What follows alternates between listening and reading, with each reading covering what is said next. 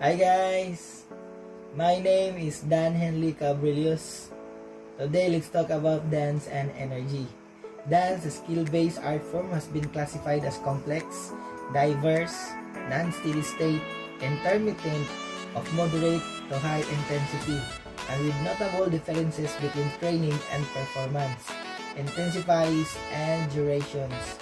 Beck, Reading, Wine, 2015, it is understood that all of these aspects should be trained and conditioned in order for the body to function correctly and to produce much needed aesthetic demanded in dance.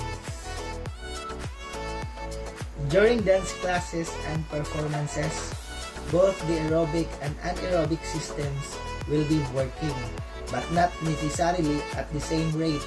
At any one time, all energy systems are in use, but the percentage use of each energy system is determined by the rate of demand for ATP or adenosine triphosphate by the muscle cell Wyon 2005. According to International Dance Teachers Association, aerobic fitness is defined as the body's ability to take in, transport, and use oxygen. It requires low to moderate intensity exercise powered by aerobic metabolic function fueled by the body's stores of carbohydrates and fats. Carbohydrate is stored in the muscles, at the liver, and kidney. Sustain approximately 60 over 80 minutes exercise. As the carbohydrate is used up, the body then has to rely on stores of fat.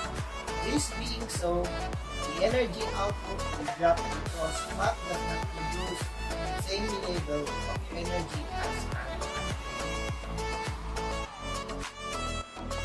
During aerobic exercise, the muscles of a body with a good store of carbohydrate and plenty of oxygen can contract repeatedly without fatigue. Another name of aerobic exercise is cardiovascular training. The body stores ATP or adenosine triphosphate in muscle in the form of glycogen. The oxidative system is the primary source of ATP during aerobic activity like ballet. Oxidative energy primarily uses carbohydrates and fats as substrates for energy. ATP is the body's main energy supplier. It has been said that the role of ATP is so ubiquitous that it can be thought as of the battery that provides energy for everything that we do, just as a battery can power either a flashlight or a radio. So can ATP be used to power any activity or physiological process? But ATP is not an ordinary battery. It is rechargeable. The ADP or adenosine diphosphate is recharged within a cell organelle called mitochondria, or referred as the powerhouse of the cell, by adding another phosphate group to produce a new ATP molecule. This happens up to 3 times each minute. While contemporary dances exhibit strong, sharp, quick, and controlled movements using mainly localized muscle groups, this relies heavily on the anaerobic system and usually lasts for only a few seconds. Sequences that involve traveling and continual movement over a longer, sustained period of time depend on the aerobic system. As mentioned previously, dance is intermittent and will demand depending on the choreography and ever-changing combination of both. As a dancer is rarely pushed to their maximum aerobic capacity during class, it can be sometimes assumed that more emphasis should be placed on the anaerobic system. However, more and more dancers are realizing the importance of cardiovascular training involving the heart and lungs, and will added extra workout sessions to their programs outside of the dance studio. Cardiorespiratory work such as running, swimming, and cycling increases the stroke volume of blood and heartbeats per minute, allowing more oxygen to be pumped around the body and on the muscle cells. This will also encourage more capillaries to open to accommodate the increased blood flow. The increased flow will also aid the removal of excess lactate in the muscles. This lactate, known as lactic acid, is used as an indicator of muscle fatigue and causes the burning sensation felt within the muscle towards the end of an exercise. Whether either fitness levels are low or the intensity of dance is high, or both, lactic acid production is greater than its removal. The substance begins then to accumulate, causing muscle hyperacidity, and eventually brings physical effort to an end. Aspects related to cardiovascular proficiency, such as increased number of muscle capillaries, may contribute to faster rates of lactic acid removal. One of the most important characteristics of aerobic respiration is that the system is vital for the brain to function. The brain, amongst other important roles, is responsible for concentration and mental awareness. This helps a dancer to remain focused, especially during long training sessions or performance rehearsals. If the dancer's concentration levels start to decline, there is a danger of either injuring themselves or the surrounding dancers. Being alert during a performance is important, as relatively small mistake would have huge consequences. Cardiovascular training can also be used to burn of any excess calories, which will turn into fat, the body's fuel storage. However, by overworking the aerobic system, other systems could become neglected and could deteriorate. Most people in favor of aerobics in the aerobic versus anaerobic controversy rely heavily on the ability of the aerobic activity to reduce body fat, but fail to mention that you are also losing muscle strength, power, speed, and anaerobic capacity along with fat reduction. A note of caution must be made here, until research has indicated the extent that improved aerobic power can actually enhance dance performance. There is a need to make sure that dancers do not overdevelop their aerobic systems to the detriment of other energy-providing systems.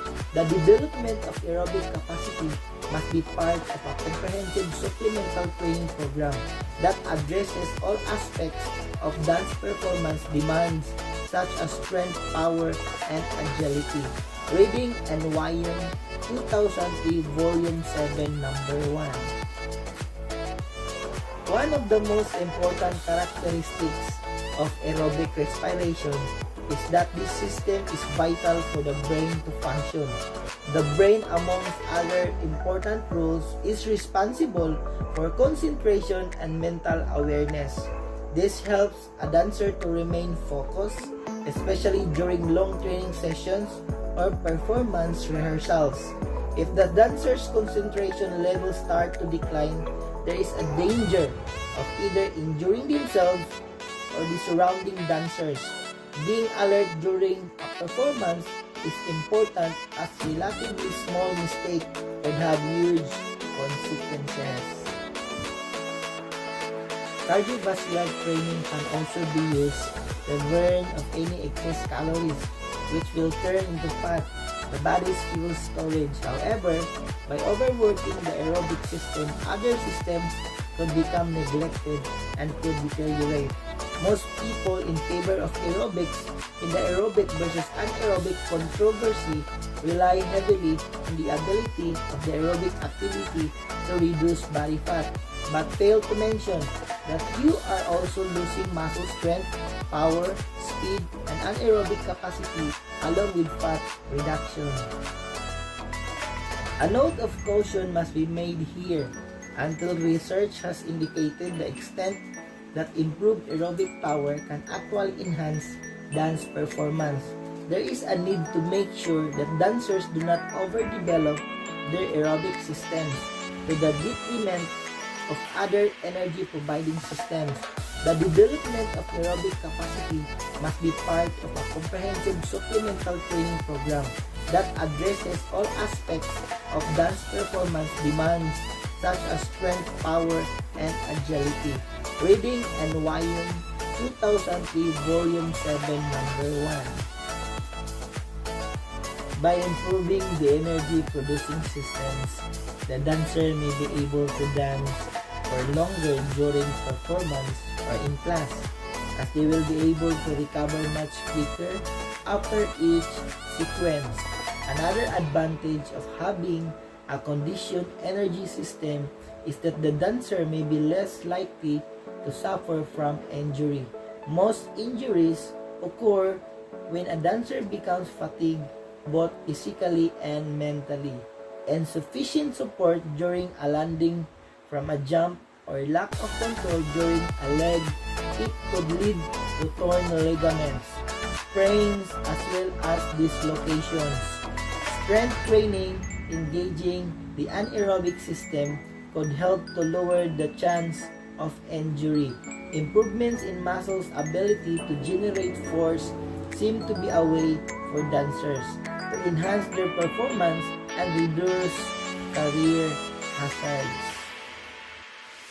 Although a dancer may be considered better than others due to a higher degree of flexibility, control, stamina, balance, and jumps, it is probably due to being aerobically and anaerobically fit enough to endure the physical and mental challenges of intense professional training. Improving these energy pathways will not automatically ensure a better dancer, but will give them a decent base from which to start and develop their overall dance performance. That would be all for Dance and Energy. This is Dan Henley Cabriles. Thanks for watching and keep dancing. To God be the glory.